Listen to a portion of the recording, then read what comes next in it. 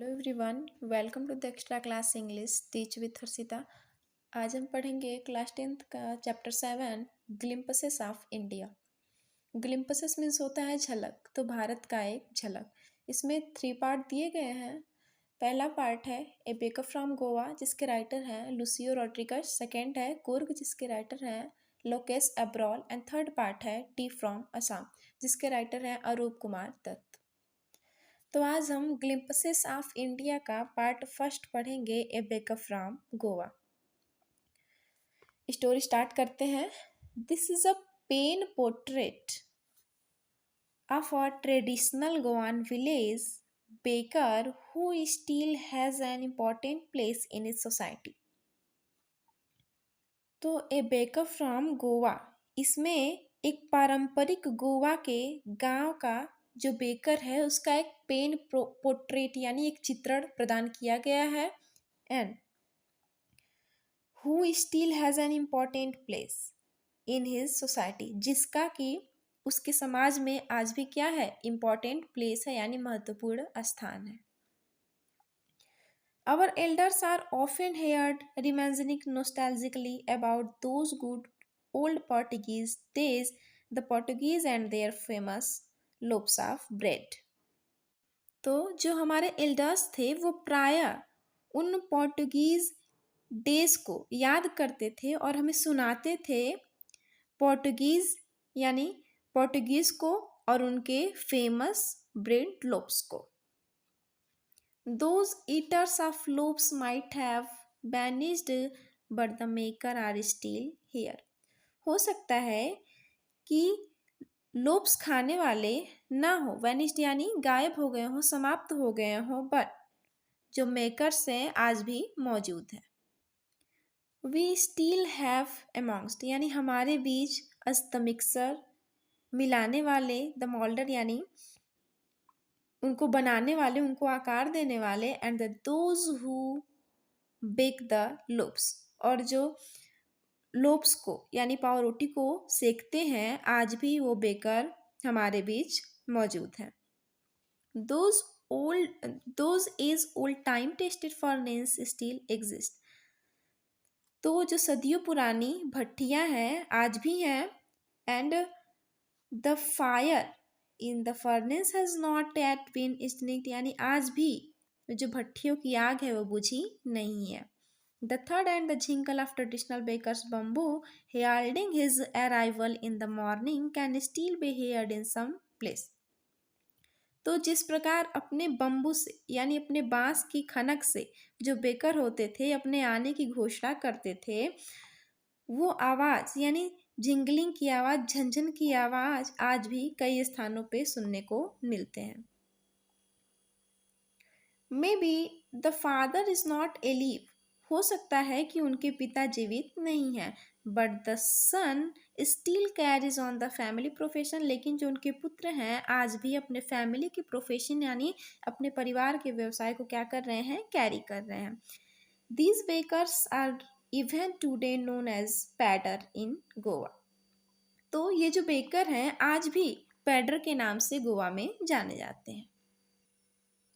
During our childhood in Goa यानी हमारे बचपन के दौरान गोवा में the baker used to be our friend, जो बेकर होते थे वो हमारे दोस्त हुआ करते थे, कंपेनियन एंड गाइड यानी मार्गदर्शक हुआ करते थे। ही यूज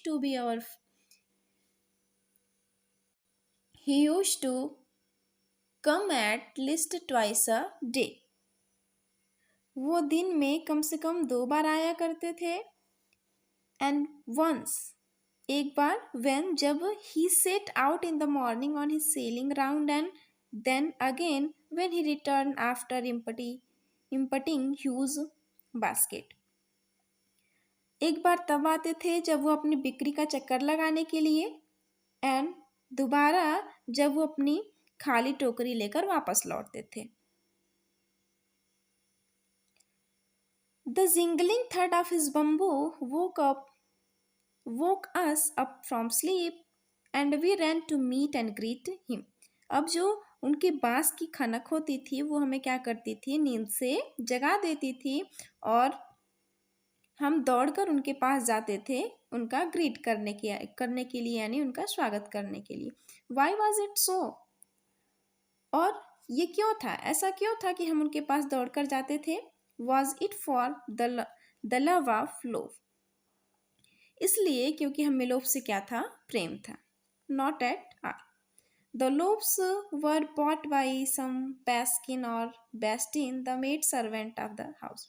अब जो घर की नौकरानी थी पैस्किन और बेस्टीन, उनके द्वारा लोव्स को खरीदा जाता था। What we longed for were those bread bangles which we choose carefully. और हम लोगों की इच्छा थी किसके लिए? ब्रेड बैंगल्स के लिए, जिसको कि हम बहुत ही केयरफुली चूज करते थे, बहुत ही ध्यान से उसको चूज करते थे। Sometime it was sweet bread of special make. और कई बार इस स्वीट ब्रेड को स्पेशल तरीके से बनाया जाता था। The baker made his musical entry on the seen with the Jhang Jhang sound of his specially made bamboo staff. यानी जो बेकर की एंट्री होती थी वो म्यूजिकल एंट्री होती थी, संगीतमय प्रवेश होता था, और उसके बम्बू स्टाफ से जो साउंड निकलता था, एक स्पेशल साउंड निकलता था, वो क्या था? Jhang Jhang. One hand supported the basket on his hand and the other banged bamboo on the ground.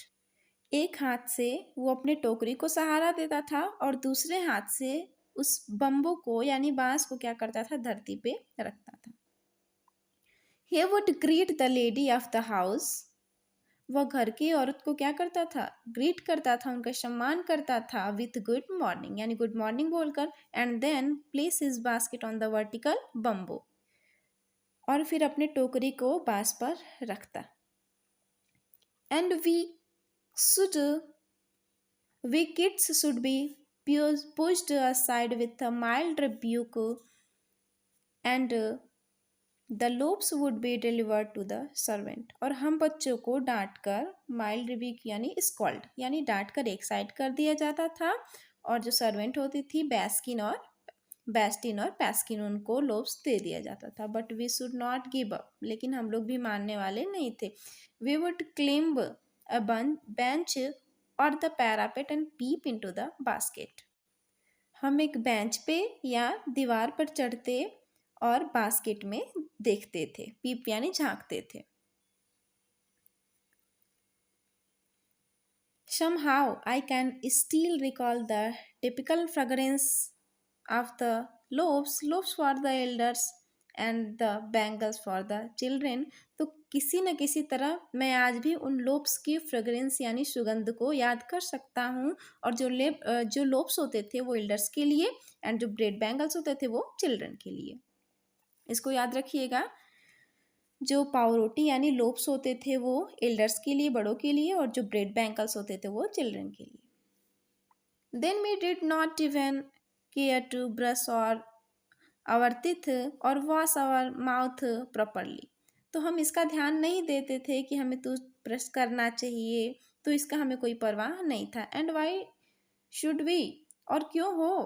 Who would take the trouble of plucking the mango leaf for the toothbrush? और toothbrush करने के लिए आम के पत्तियों को कौन तोड़ने जाएगा? इतनी परेशानी कौन करने जाएगा, कौन उठाएगा? And why was it necessary at all? और ये जरूरी भी क्यों था?